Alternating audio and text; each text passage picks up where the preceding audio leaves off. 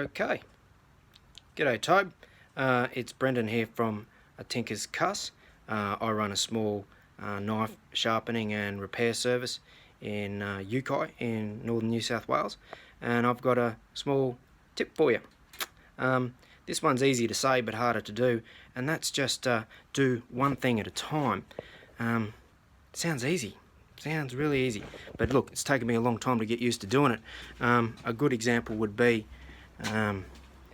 these butter knives that I'm working on at the moment. Just putting antler handles on a series of them. Yep. So invariably I'm doing a number of things at once, working through that process. Another good example would be when I'm sanding the handles. Where am I? This way. Yep.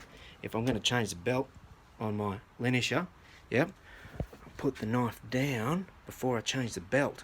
And look, it holds for a couple of other things as well. If I'm going to fetch another tool, or if I'm going upstairs to have a cup of tea, whatever, I'm not walking around in the shed with a knife in my hand. Another aspect to this tip is, when you put the knife down, make sure you remember where you put it. Yep, so I've got a little workstation here.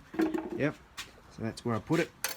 So when I go upstairs for a cup of tea and I come back downstairs, there it is, and it's good to go. And I'm not spending all day wandering around in the shed looking for the shit that I just put down.